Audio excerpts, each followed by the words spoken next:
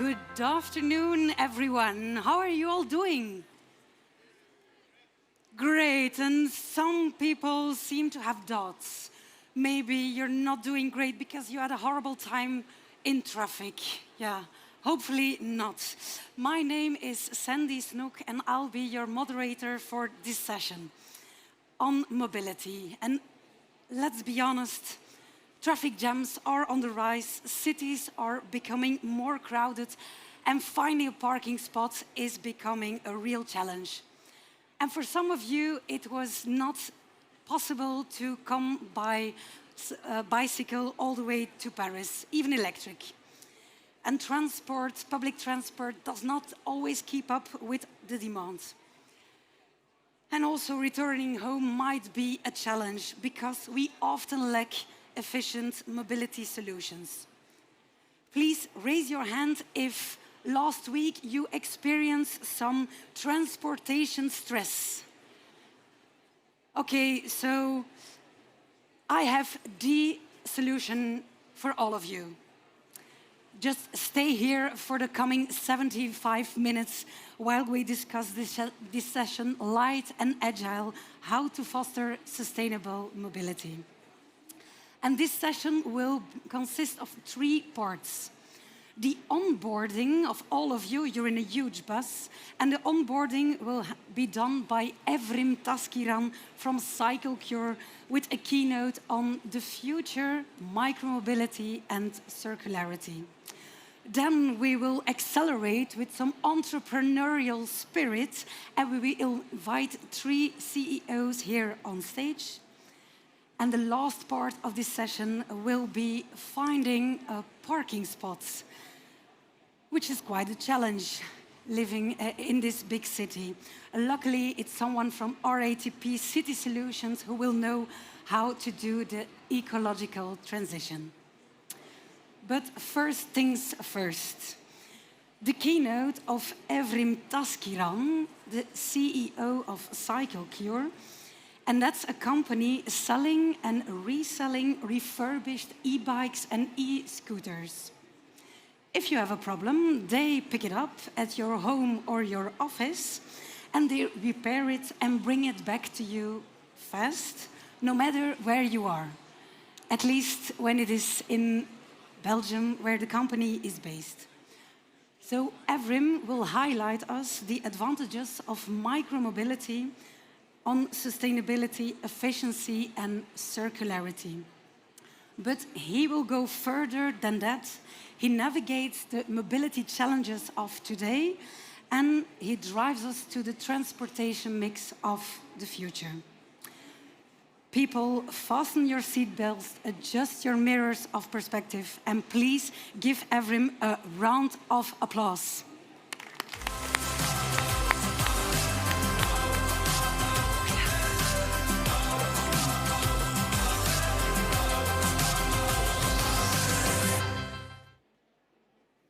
Thank you very much for being here. It's an honor to be a keynote speaker at this event, and I'm really honored to be here in front of you. Transportation is at a crossroads, facing challenges on sustainability, accessibility, and efficiency. Exponential growth in urban population is stretching mobility needs to its limits, and several factors here caused an increase in vehicle ownership. This results, of course, in congestion and increased emission that has a massive influence in human health as well as quality of urban life. Every day, Europeans spend more than an hour on their daily lives for commuting, and if you look on the other hand on public transportation, especially outside major cities, is quite inefficient. What does actually this mean? What is the cost of that? Transportation plays a significant role in global warming, contributing to climate change and health issues. It accounts for about 24% of all global emissions, and road vehicles are making 75% of this total number. In major cities, transportation is the leading cause for air pollution, causing major health issues, including asthma, lung cancer, as well as heart disease. It is estimated that on a global scale, annually, 7 million premature deaths are caused by this pollution, and this number is 400,000 in Europe. And transportation sector is, on the other hand, one of the most energy-consuming sectors in the world, with significant reliance on non-renewable fossil-based products. In US only, 28% of total energy needs actually are coming from the transportation. And if we look at these emissions, if you think about it, the life cycle of a car or a vehicle is actually creating emissions that is total to its weight. So it's quite surreal. I can hear some of you may think, yeah, now we have electric vehicles, they are super cool and everything. But I would still question that a little bit. Electrification, don't understand me wrong, is an outstanding innovation that has massive potential to revolutionize the way we transport each other. By replacing a traditional ICE, we have a massive reduction on emissions, as well as we reduce our fossil fuel reliance. It offers numerous benefits on the impact on the environment and contributes to a cleaner air in the end. However, at the same time, the same high population in urban areas still pose the same challenges for the infrastructure, and it's hard to accommodate a growing demand in this space. The average occupancy of a car is 1.5 persons, and most of these transportation actually happens with only the driver itself. This low efficiency causes still the challenges on the infrastructure, the traffic, as well as parking spaces needed for all these vehicles. And if even on the per capita emissions basis, we are still quite negative. And while we look at the EVs with ALF, because we still love them, the efficiency topic is still a major drawback. This is a number from the life cycle emissions and per capita energy efficiency of vehicles. Yes, we can see it's a massive reduction from a traditional car, but it's still not as attractive as any shared transportation or public transportation, and even the ones that I did not show, which are bikes, e-scooters, as well as other means of transportation. And we can continue adding to this list if we start questioning where though the materials come from to produce the batteries as well as the motors, the scarcity of these, the emissions emitted during the production of this vehicle. Do we have enough end-of-life solutions from reusing, from recycling, from refurbishing these components or vehicles? And do we really know how these vehicles are charged? Is it by renewable energy or by, again, fossil fuel-based energy? Therefore, cars, even if electric, may not always be the best or the most efficient, nor the most sustainable solution. Is everything so depressive then? Well, not really. We have quite good progress on a lot of innovation in the mobility space that can go beyond just vehicles. So we have ride-hailing, car sharing. Some of my friends will be sharing a panel on this topic. We have mobility hubs around cities to connect different modes of transportation together, as well as software solutions like mass solutions that make the public transportation operators a little bit more optimal. And let me introduce you something today that you actually already know. Micromobility. Micromobility is a means of transportation to cover short distances with lightweight, personal, mostly personal vehicles that can include e-bikes, e-scooters, e-mopeds, and so on. It represents a pivotal change in the urban sustainable transit and a game changer addressing the challenges we have highlighted before, like sustainability, accessibility, and efficiency. You can still ask, what is micromobility? So micromobility is the sum of all these solutions you see on the screen, from e-bikes traditional bikes, e-scooters, monowheelers, mopeds. They can be electric, not necessarily. They can also be human-powered. They typically have low speed, between 25 and 45 kilometers. They are designed to cover short distances, so you are not doing city-to-city travel with them. And they can be shared or privately owned. What is the typical perception of when someone says micromobility? Everybody's like, it's Lime. It's not really Lime. There's a lot more than Lime, and there are a lot more alternatives that actually are more sustainable. And what is cool about micromobility is how its environmental, economic, and health benefits can actually make a change on urban living. On the sustainability side, clean alternative. This is a clean alternative solution that significantly reduces emissions and contribute to a cleaner air in an urban setting. And thanks to its compact size, you are reducing your need to have massive parking spaces. So it's a little bit less burden, much less burden actually on the infrastructure. They are also very affordable. You can buy them, most of them, less than €1,000, and the lower costs during its life cycle makes it an attractive option for a lot of daily commuters with much less burden on the car ownership. On the accessibility point of view, this is for people who may not necessarily have the luxury of actually owning a car, or they may not prefer to have a car. And it also fills the gaps for public transportations, gaps in the entire system, so that it can be the first and the last mile solution that enables you to, that convinces you to use public transportation actually more often. We should always acknowledge, to make this in a better way, we still need infrastructure and safety with more safety lanes, more bike lanes, as well as more parking spots. And this is needed to make it more publicly adopted. One number I wanted to share, I'm not here to claim cars, we need to get rid of cars. We all will have certain distances covered by cars, but we don't necessarily have to use it for all the short trips. And if you look at some statistics from research, it shows actually more than 60% of all the trips we do on a daily basis can be done by micromobility, not necessarily with a Tesla.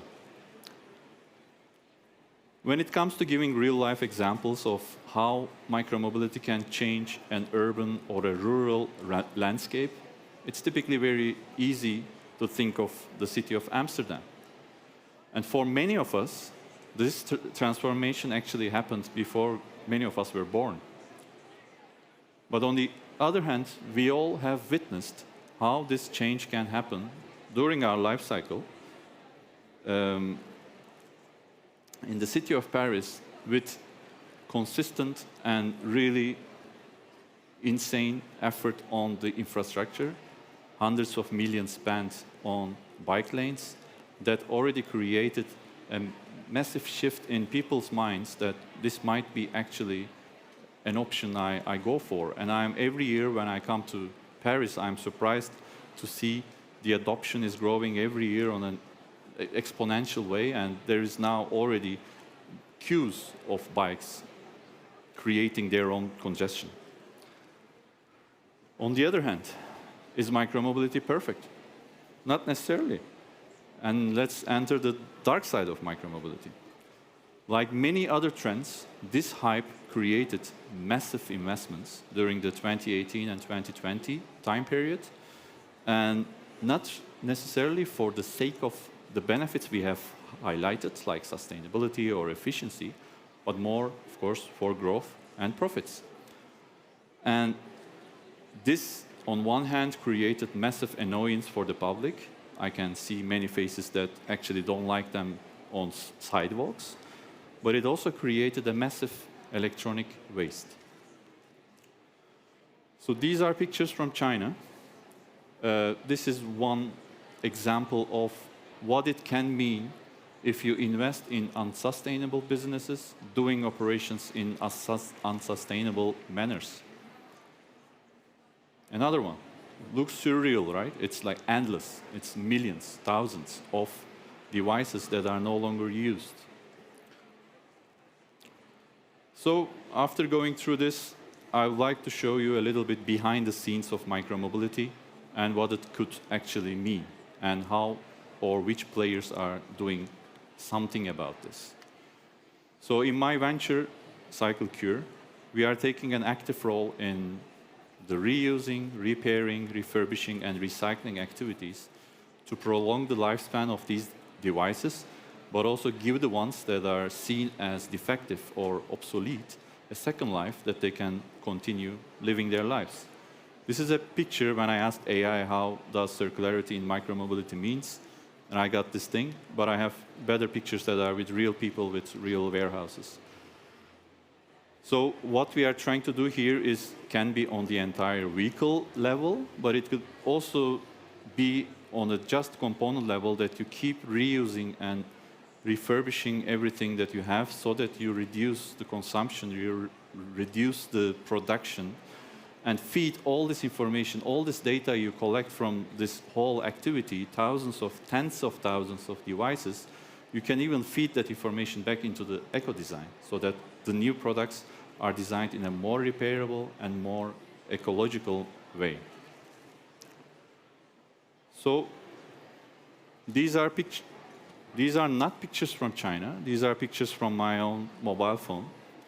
And these are all from Europe, from Italy, from Belgium, from the Netherlands, from different parts of Europe.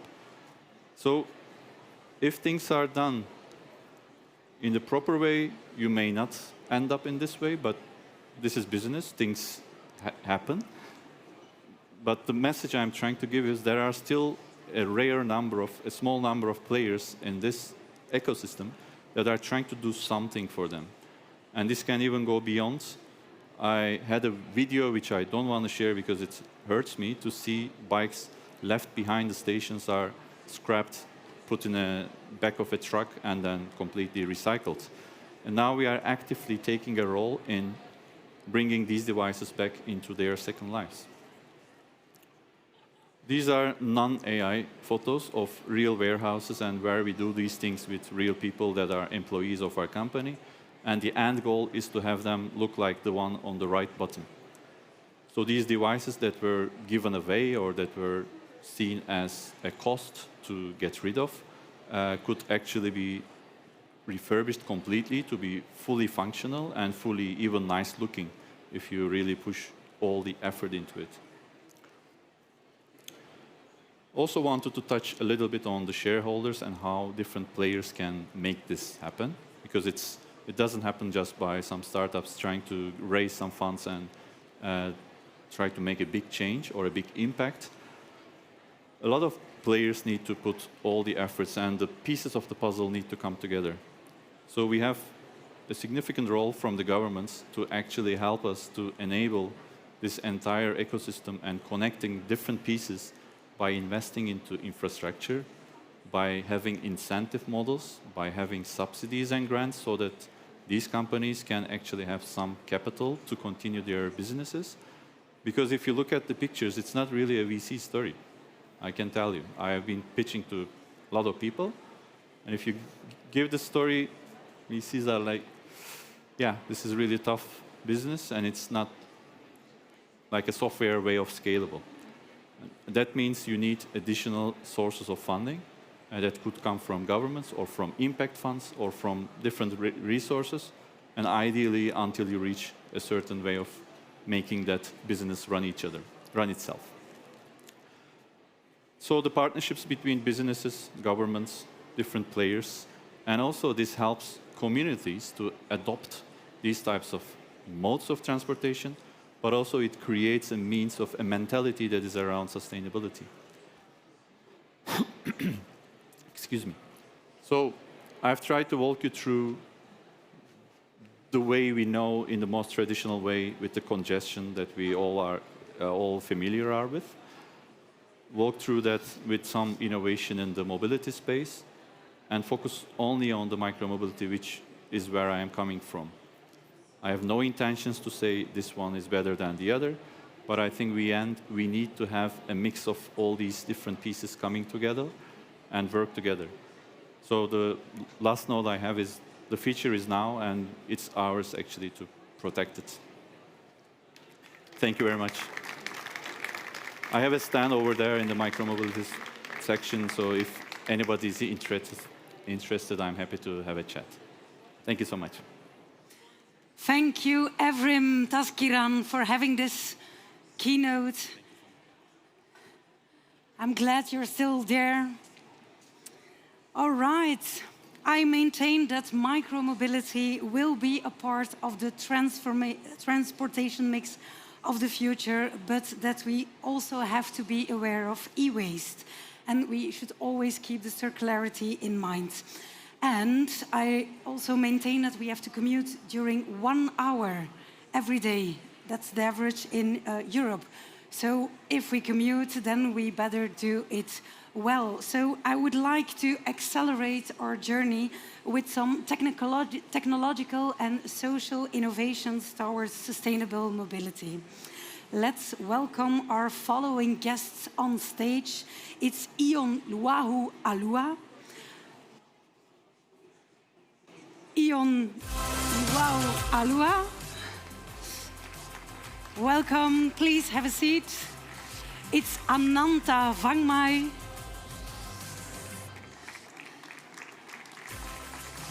And then the last one, Tangen Heggernes. Give them all a round of applause.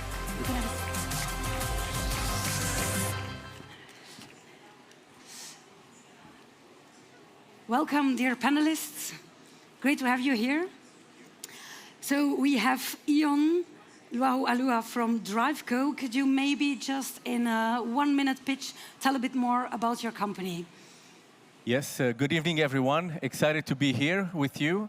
So I'm Leahu-Aluas. I'm the co-founder and CEO of Driveco.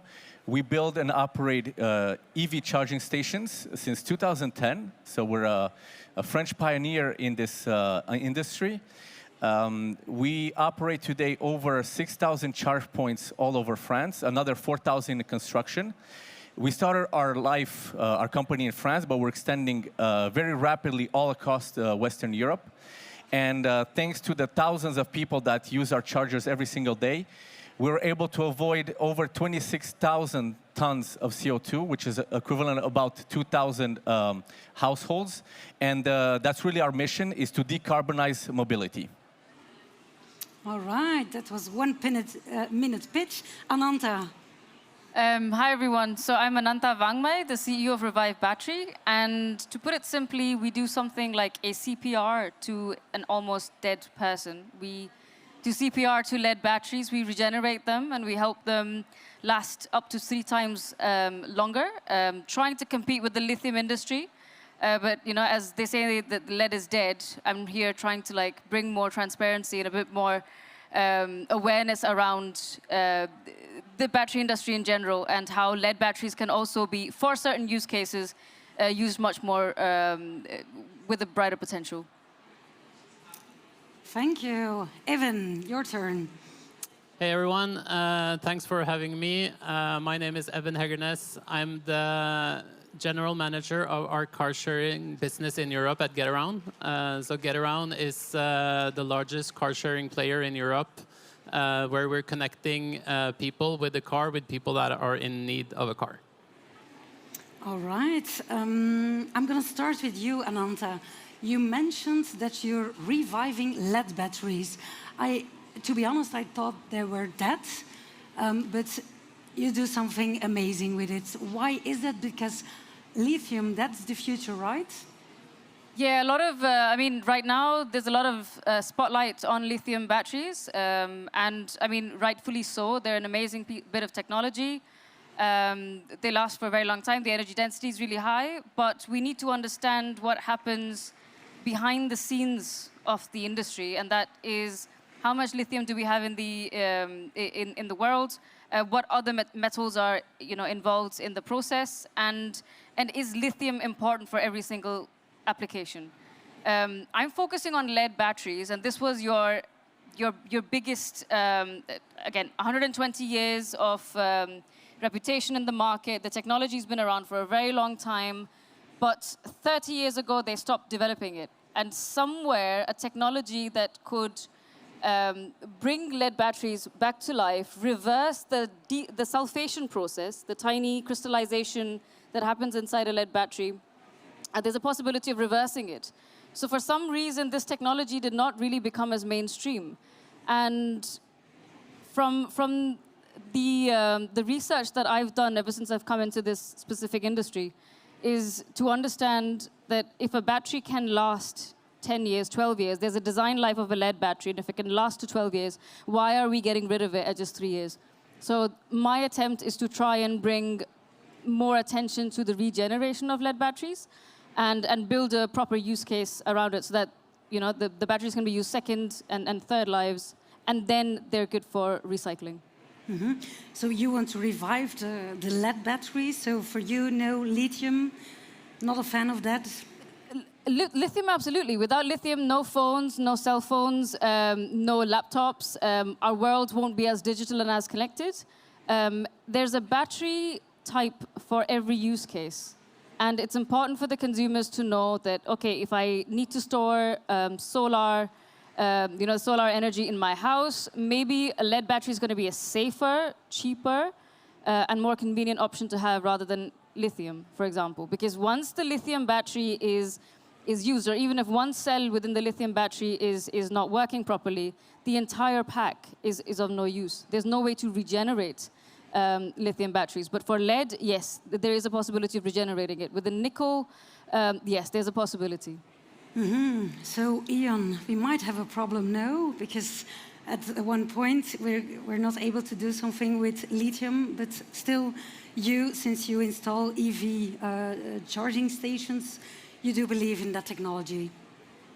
Well, I agree with what Ananta said. Basically, you have use cases for lithium-ion batteries. You have use cases also for lead batteries.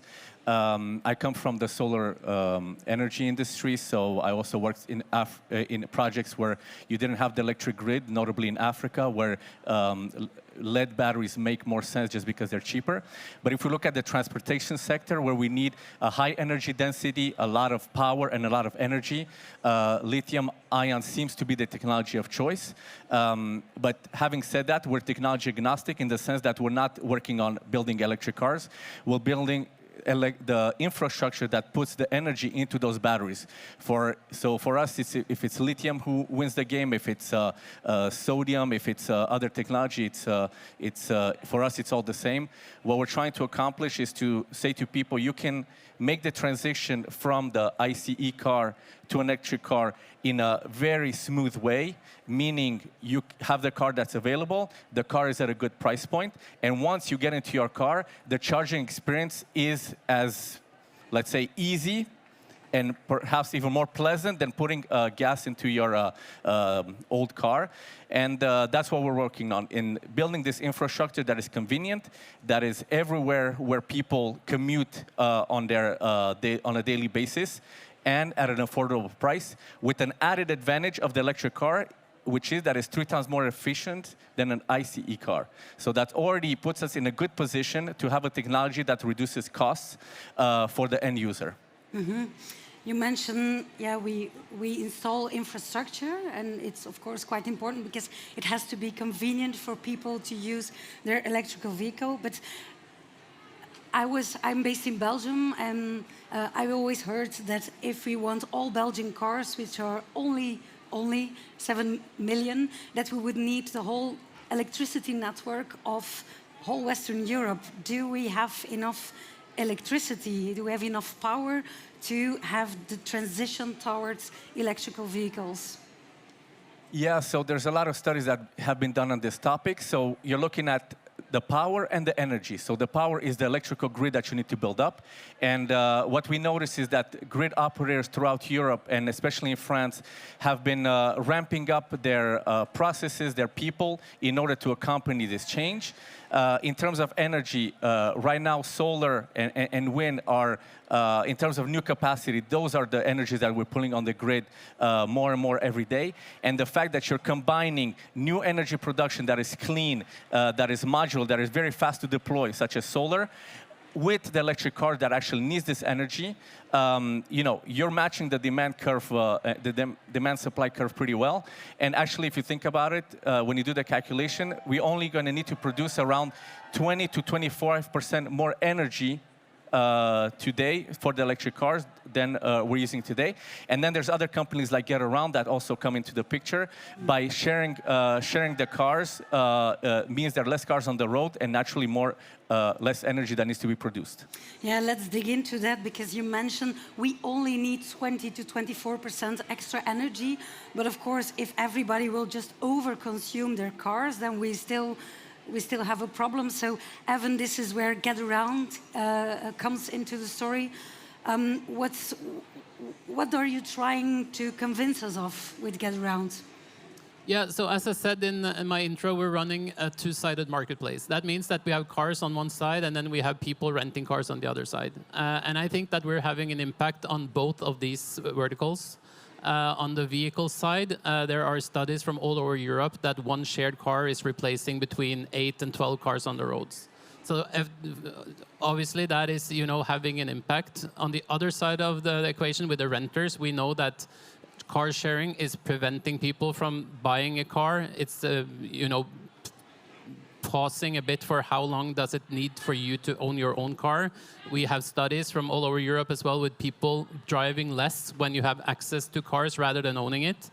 So I think the overall mix here is a positive calculation in the end. And I mean, it's not just, affecting the environment. We're also seeing, how replacing cars with shared cars are also reducing cars from the streets. I went to a conference recently where they talked about every single country in the world being built around cars. And there's basically being two lines both ways, but we're used to driving in one of them each way, and then it's parked cars everywhere. And by reducing cars, I think we can create more efficient cities that are more livable and enjoyable for us as people and citizens as well. So I think that there are many benefits from, not everyone having their own car, but starting to also, get access to cars. Mm-hmm. Yeah, and you mentioned, so one shared car, it equals 8 to 10 cars, so you save quite a lot of space, especially in a city, because that's the context that often it's being used. For example, I gave up my car a couple of years ago, and I'm also in a car-sharing platform. But of course, that's possible because I live in an urban context. We cannot do this in a rural area. No, that might be right, but I think that in many unurban areas, a lot of households, they don't have only one car, they have two cars. So maybe this is services that can also make sure that you can have one car in your household and maybe a small EV that you use for your daily tasks, and then you rent a bigger car if you need to go, on a longer trip or for certain specific things. So yes, we're biggest in the urban areas where we're operating in the 7 countries we are in Europe, but we're also seeing quite a large part of our business also happening in what we call tier 2 and tier 3 cities that are small one by one, but the big combination is becoming quite meaningful. And if you attract new cars, is there a focus on they have to be electrical vehicles? Is there a policy on that topic? So EVs is obviously a hot topic with us as well. I'm based in Norway, in Oslo, and Norway, I assume, is one of the most built-out markets in the world when it comes to EVs.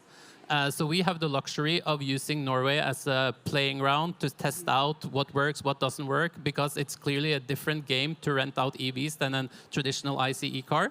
So this is a natural evolution of our service as well. And I also think this has to do a bit with the mindset as well. People that were early on the EV trend, they're also early adapters on car sharing services and other services in our society. So for sure, EVs are coming. And in the world where I am, we're already seeing, I think the latest figures from Norway is that 82% of all new cars being sold in 23 were fully electric. And this will come here as well. Mm-hmm. Oh, that are quite some numbers. Is it the same here in France? Yeah, so obviously we're seeing the number of new cars that are becoming more and more electric all over the world. Today, the biggest market is actually China, which are leading in that front in terms of volumes of electric vehicles sold. They had about 6 million new electric cars that were sold last year for a total of 10 million around the world. Europe is obviously one continent as a whole that is very sensitive to the climate change topic, and EVs in general can reduce the CO2 emissions of the transportation sector by 60–70%. So yeah, in France, I mean, the reason why companies like us exist is because there are electric cars on the road. And the more and more electric cars come on the road, the more and more chargers we can put, and the more and more we can develop. So we started our this entrepreneurial adventure many years ago, but for a very, very long time, we're only about 10 to 15 people. To give you an idea, in the past 3–4 years, we'll be multiplying our network, our people, our number of charging stations by about 3 every single year. So right now we're 150 people working fully dedicated to EV charging. Mm-hmm. You mentioned that the EVs, they really stand out in cutting emissions more than gas-powered vehicles. But of course, we often forget that a lot of the emission come from the production. So I want to hear your insight on that, Ananta. Are you happy with everyone buying new cars and So it's like jumping, out of the frying pan and into the fire. Electric vehicles are definitely the step forward, and then having car sharing and other ideas like this really does help the problem. But when you look at a lithium battery, it's about 10%, less than 10% of lithium. The rest is nickel and cobalt. Where's the nickel and the cobalt coming from? Elon Musk loves to say that we have unlimited lithium on the planet, but we have about 17 million metric tons. Compare that to 80 million, which is lead, and then another 89, which is nickel. So there is a scarcity of resources, and then again, where is the metal coming from? It's coming from Indonesia, Chile, Australia, and some of these places have very sensitive economic zones, so ecological zones. So when we have more electric cars, there's going to be a need for more batteries.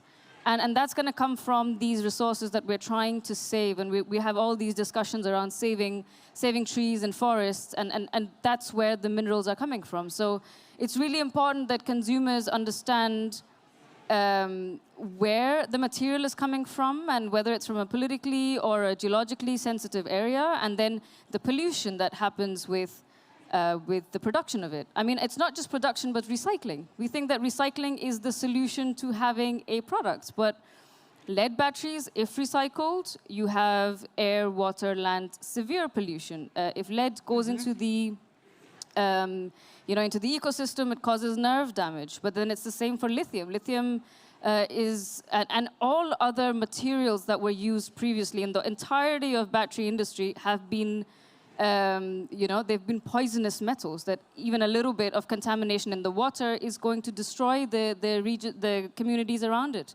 So we are looking for a solution, but the solution is also leading to several other problems, which is, again, coming to the topics of scarcity, pollution, and all of that. And I think as consumers, it's important to understand that if we want one extra thing, where is it coming from? How is it getting to you? And then also, how is it possible for the average consumer to know? So traceability, accountability. They're going to be, in the next 4 years, we're going to see the rise of battery passports, digital passports that are going to bring transparency to where is each component and each material coming from. And that is going to give a lot more power to the business owners, to the manufacturers, but also to you guys as the consumers. Like I said in a previous discussion that we had, we have clothes that say, 20% nylon, 80% cotton. The battery should also be able to say, okay, it's got 8% lithium. We think it's a lithium battery, but it's actually a nickel, cobalt, and lithium battery. And that these are the regions where it's coming from, where one, there could be potential, the democracy of one area could be in jeopardy. So if you're interested, if the consumer is interested in knowing what is this whole thing, I mean, there's a Fair phone also that's now coming up, which is going to compete with the likes of like Samsung, where people that want to be ecologically, everything is ecologically sourced responsibly, then they will have the power to be able to do that. So these are the developments that we're going to be seeing in the next 4 to 5 years, and a lot more power is going to come to the hands of the consumers, where they will know what is in that one product that's in the market. If we increase the traceability, people will make a better informed choice. Better informed choices. And then maybe they're more aware of, oh, should I really buy a new car? Because micromobility might be an option as well, and car sharing as well, of course. But Evan, how are we gonna convince everyone to, or at least the people who might be able to choose car sharing? Because for a lot of people, a car stands for mobility and for freedom. So if you have a 1-minute pitch, what would you say to convince them? Well, I guess the car industry have had 100 to 150 years to glamorize how it is to own a car, so it's not going to happen overnight, right? But my urge to the people here today, and always when I'm talking about this, is to try it out. It works. We have a variety of all kinds of cars, basically in every single street in Paris. So, I mean, the experience, it's already there. I mean, it's about trying it out. Our job now is to spread the word, to be more visible. We don't have a huge marketing budget, so it needs to take like step by step. But it's definitely working. And I mean, on a lot of businesses, I guess, listening in today, sitting with corporate fleets, etc., there's also an opportunity to make some money on what is most likely quite an expensive part of your P&L as well. A lot of businesses are using their car Monday to Friday. Our peaks are on the weekends, so there's ways for sharing your fleet also with our customers during the weekends. So it's not just, on the demand side. We're working on both sides here. But all in all, the service is working. We've had hundreds of thousands of rentals. And I now think it's the time, that this is still the early days, and we're about to see this starting to really take off. Mm-hmm. You mentioned you have to collaborate with or a lot of companies. They have a fleet, and during the weekend they don't use it. So, do you already have some collaboration with big companies where and they lend out their cars to your platform? Yeah, so I mean, we're a two-sided marketplace where the supply part, it's mostly private people, but there are also, businesses sharing their part of their availability or even dedication to us. But I mean, at the end of the day, what we're trying to do here is to optimize the usage of the capacity in the cars. And from a sustainability perspective, the more we can use the existing cars, the better. If everyone is buying an EV and replacing cars before they're like fully used, that's not going to help anything, right? Mm-hmm. So we need to make sure that we can, use the max capacity of the cars before they're out. And the beauty also with our platform is that you can also, list cars that are not, only brand new. So there's also a secondary life here for cars for many, many years. And to really make sure that all these, everything that is put into the cars, we make the most of it, basically. All right, I see that our time is almost running. No, it's ran out already. So maybe one last quick question to all of you. What's your biggest challenge? Which call to action do you want to ask to the audience? Ian, I'll start with you.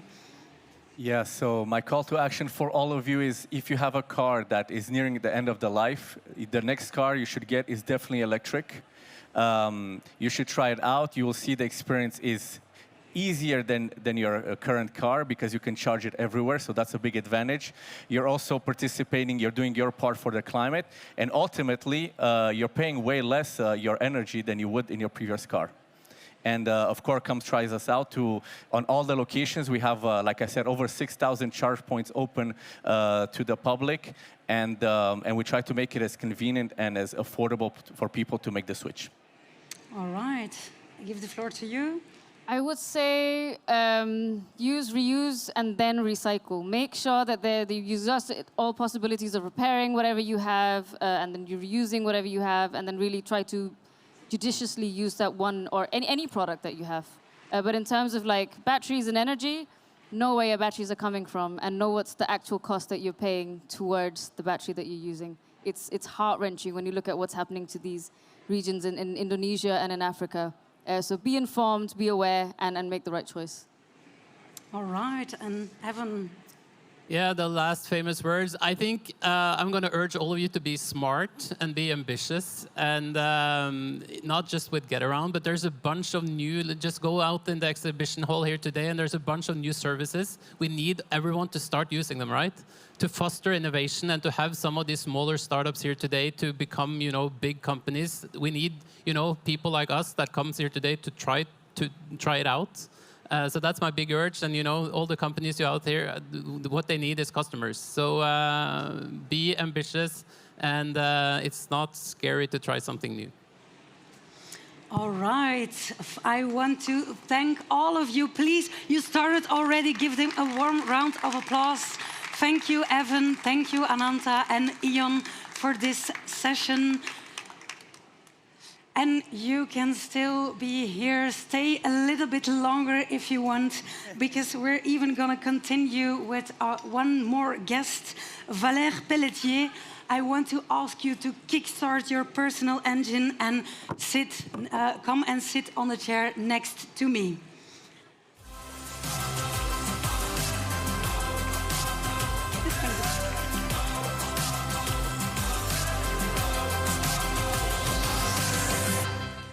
Welcome, Valère.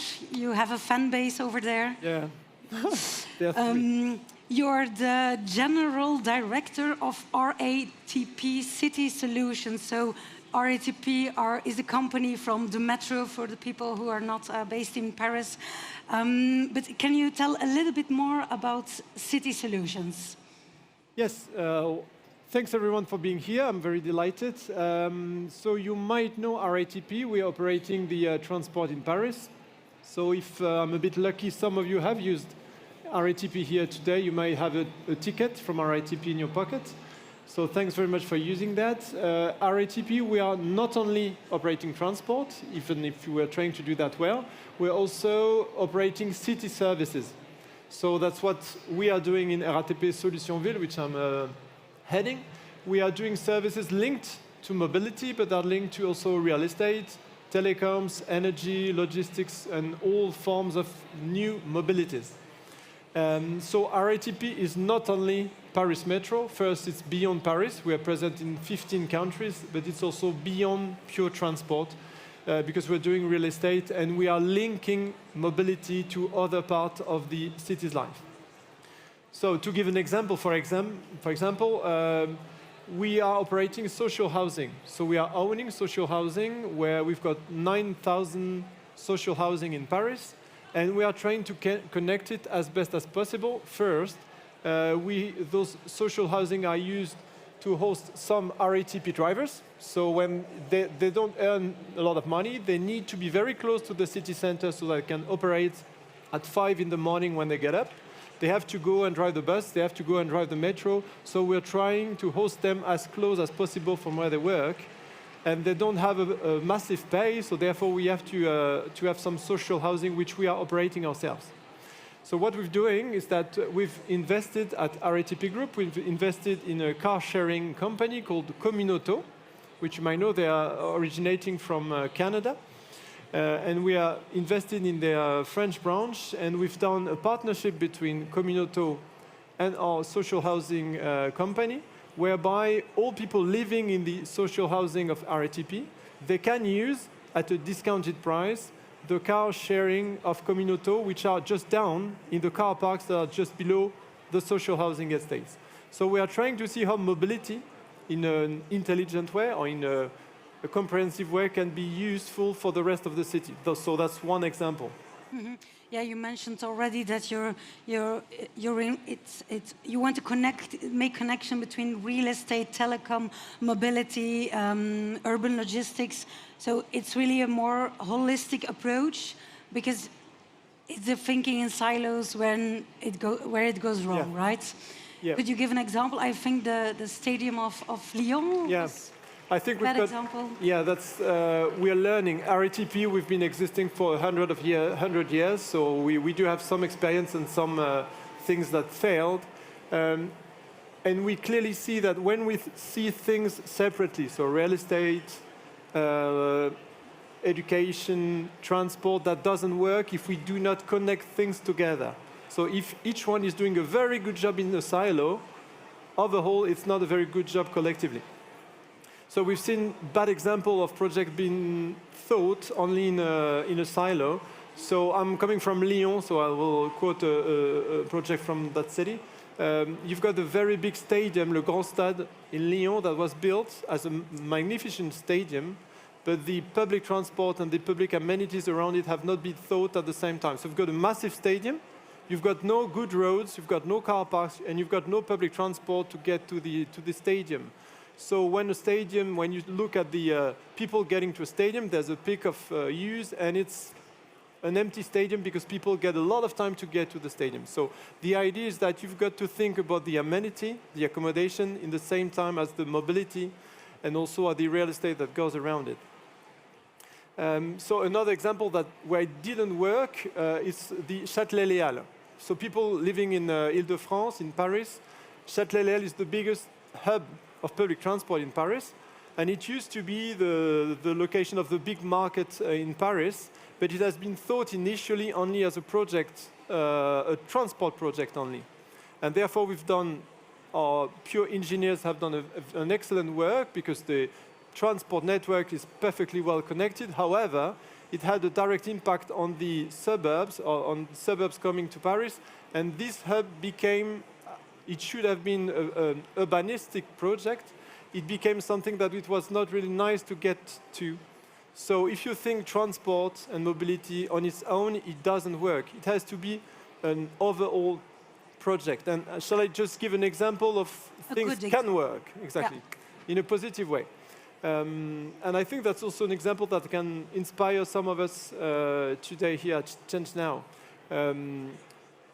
8 years ago, at RATP with the city of Paris and the region, the Paris region, we decided to shift the entire bus fleet. So that's 4,700 fleets. It's the biggest fleet of buses in Europe. We said, okay, let's shift it entirely from diesel. It was 100% diesel. We shifted it to entirely green vehicles. So it's half biogas, half electric vehicles. So that's massive. It's hundreds of millions. And first, we entered it in saying, well, that's a mobility project. We just changed the motor of the vehicle. So we went and said, well, we have to buy a new fleet, and we started to do that. And so it started that way. And then we said, well, actually, we need now to have massive energy supply. Because in the bus depot, it's not only a bit of diesel when I need to, it's massive electric supply that I will need to have. So we had to work with the energy ecosystem, saying, well, can you do that? When can I use the network? And for example, they said, well, usually you can use the diesel in the day. Well, you will not be able to reload the buses during the day. If you do so, the entire network will fall. So we said, okay, that's not a good news, but we'll have to reload it only at night. Okay, fair enough. So first step, it's not only a transport project, it's also an energy project. You have to understand the other issues, the other constraints, otherwise it doesn't work. And the third step was to say, it's not only a mobility project, that's not only an energy project, that's also a real estate project. Because when you're putting all those buses with massive batteries, lithium batteries, you've heard about it, well, there's a risk of fire. So the fire starters tell you, well, actually, the way you used to park the buses is not valid any longer, because our diesel buses are really close to each other. And then they said, well, you have to have several meters between each other so that if a fire comes from one bus, it shalln't go to the other one. So we said, okay, but it's a big Tetris, and we've got everything packed. They say, well, we just can't give you the right to operate if you don't do what I say. So we had to rethink everything, and we had to do some urban development. We had to dig the floor, put the buses downstairs, sell the square meters above, to real estate developers, so we get money and we reinvest in the project. So that became from a pure motor issue, so transport, that went into an energy issue plus a real estate project. Hence, the conviction we have that to make a success out of a city project, whichever it is, now you have to speak all the languages of all the sectors. Otherwise, you have a magnificent silo, but that will not connect with the rest of the city. So that's, I think, a good example. Yeah, by cutting carbon emissions, then it became an energy project, a real estate project, and you're tackling the whole ecosystem. Maybe just to quote a figure, so when we're shifting away from diesel, that's half of the entire bus operation CO2 emissions that disappeared.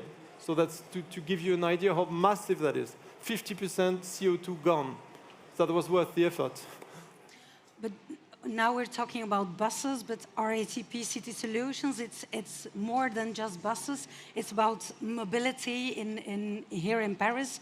Could you give some more examples of how you're trying to make it easier for the end users? Yeah.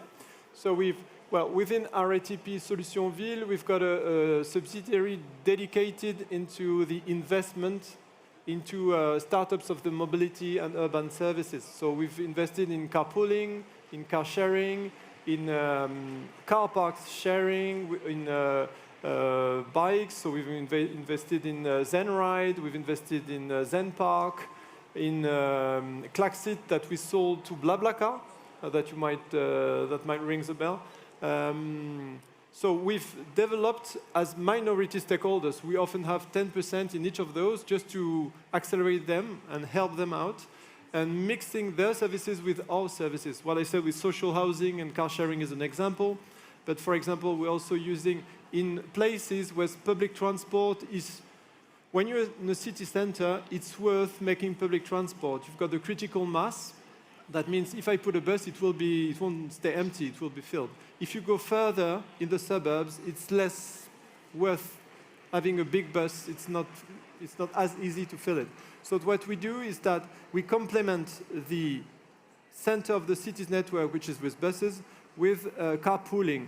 So we do carpooling in complement as a complementary tool of public transport. So when we design the network, we say, well, the center will be buses and the rest will be carpooling. So that's the complementarity we always seek in our project. Mm-hmm. All right. And if other cities come to Paris and they ask for what are the key factors that we really need to implement when we develop a new neighborhood, what would your advice be for them? My first one will be don't jump the gun. Take some time up front in the project of investing a bit of time in dialogue with the stakeholders, talking to the industry, so the private sector, talking to the several sectors involved. Even if your project is a project of energy or telecoms, well, it's worth investing 1 month, maybe earlier, to have a dialogue with each of the parties, because the month you'll have invested will save you a year later. As I said, the bus project we carried out, if we had known up front the issues we would have with energy and with real estate, we would have saved maybe 2 or 3 years. We were, as always, pressed by time. Therefore, we went early. But I think the advice I would have is take a bit of time to dialogue with the ecosystem before launching the procedure, because it's often a public procedure, which is quite rigid. But before that, just take a bit of breath before jumping into it. Yeah, and while taking your time to develop it well, how do you take accessibility for everyone into account? Because and how to make it affordable? Because if you have a transportation mix and then you take the bus and then you move to a step and then to a car sharing, isn't it becoming expensive at the end of the day? Well, that's a fair point, which is why you said 2 things: accessibility and affordability. So maybe on accessibility, I think there's a wrong idea, is that every single mobility has to be fully accessible. I think that is not possible. But the mix of mobilities altogether has to be accessible, because accessible means accessible to everyone, and we are all different. So we can have disability, or we can have a pushchair, whatever. We are in some different situation, and we have to make sure that the entire panel of mobilities we have at disposal, this panel makes it accessible to me in my very... So having a rich panel is the best solution of ensuring we are as accessible as possible. And then affordability. So that's a very fair point. And there's an issue about the role that the public sector has to play in those services. Well, we are a state-owned company, so maybe what I'm saying has to be seen through those eyes, but I think that the public sector has to be ruling and regulating those services. What has been shown by my colleague as an introduction with the bikes, where you see craziness of bikes being spread away, is just crazy. You have to have a strong public sector, which does not mean putting a lot of money. I think that the public sector has other ways to intervene than just putting money in. I think it has to edict the rules of the game. But that's your opinion, because probably the audience does think that the public sector should invest more, because people are complaining that they should get rid of their car because they have still a gas-powered car, but then they want to take the bus and they have some trouble arriving at their destination. So they're looking at the government, so please invest in public transports. Yeah, I'm trying to find a middle ground there, because I'm not saying the public sector shall not invest, of course.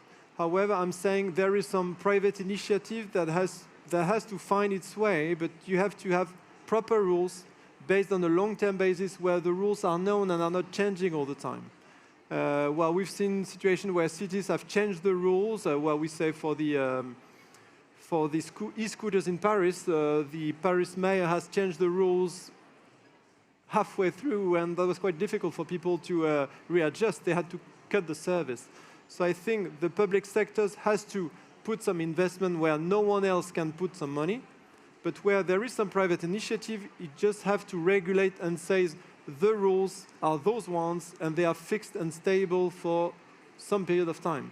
Because the instability, the public money can be unstable, because the public elected members can be unstable, because time is also of the new election makes them be sometimes a bit quick. There needs to be a public authority that fixes the rules for a long term. Mm-hmm. But then again, will it still be affordable for the people? Because if it's the private sector who, okay, public sector can set the rules, but the private sector, they can raise their prices. Yeah, well, we have some, well, the urban mobility is a good example. There's a massive amount of money being poured by the, well, they were startup, they are not any longer, but they are, you've got strong investment from corporate ventures, big funds being put into those companies. They could do much better than they do if the rules were clear. They could invest in the cities where the framework is stable. I think there is some money for mobility. I mean, the e-scooters and the e-bikes that we see, that's a lot of millions on the ground. And some of them are lost because the rules are not stable and are changing all the time. Or people are just not investing because they say, well, if I'm investing and in a 12 months time, rules will be just overdone, well, I'm not investing. So I think there is some money. As we see with the Limes and Uber, they do earn some money. So as long as the public sector does its job of regulating it properly, I think this money will find the right service. And what are the priorities in setting the rules? Good question. I think that will be, well, you've got several. I think, well, our vision at RATP is that an urban project can succeed only if two things are prioritized. First is inclusion. So inclusion is saying it has to be accessible, affordable, or at least thought for everyone in the city. Otherwise, you'll have a clash, you'll have ghettos, and that will not work because it will not be supported by the publicly elected members. So first, inclusion, and the second, environment. And we see that, at least I'm talking for Europe. Maybe in other countries, well, I wouldn't say I'm judging that. But in Europe, if you're not environmentally sustainable, you won't last long. And we saw that was one of the issues for the e-scooters in Paris. They said that's a waste of the batteries. They are gone in the Seine River. So that was one part. So I think the public sector has to make sure that inclusion, and environment are built in the services that are provided. All right. I see again we're running out of time. So I want to ask you maybe one more question. If people still have some doubts about the added value of RATP city solutions, and there are some real estate people or people who need a more holistic view, what's your last message you want to give to them? Yeah, that won't be for RATP. I think it's just a conclusion saying, well, we are so stronger when we work together. I mean, when people are talking, it's always worth investing a bit of dialogue before launching a big project. We see there are millions available for cities. It's a very strong economic and dynamic area as a city. I'm talking about London or Paris or Roma. But just take time to respect what other people are doing. And we at RATP, that's our job. RATP Solutions Ville, we are trying to make sure that the real estate are talking to the mobility expert, they are talking to energy expert, to telecom and health and education. That's our work. We're trying to do that for the greater good. And I think that's, when it's done, it can do great things. And otherwise, that's a bit more complicated. Okay, we should take a bit more time to respect the different aspects when we're trying to transition our cities towards a more ecological city. Okay, Valère, Pelletier, I want to thank you for your stories. Please give him a round of applause.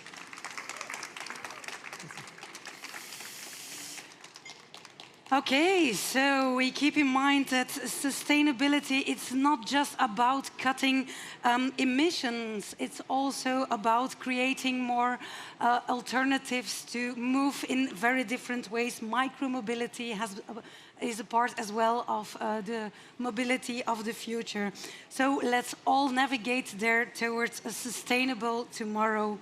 Thank you all for attending this session, and I wish you all a safe and as well fast trip home. Have a nice evening.